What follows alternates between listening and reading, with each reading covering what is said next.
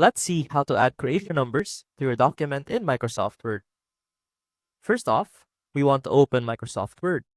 And as you can see here, we have our document ready. Now, creation numbers are also known as page numbers. So what you can do to add page numbers to your document is head on over to the Insert tab and click on page numbers right here, which will open up a drop-down list. Now you can choose the position of your page numbers to be either on the top or the bottom, as well as set your page margins and the current positioning and the styles for your page numbers. Now let's go ahead and, for example, click on the bottom, and that will also allow you to select the positioning. For example, you want to put it on the middle. And as you can see, that will automatically place the page number under the footer.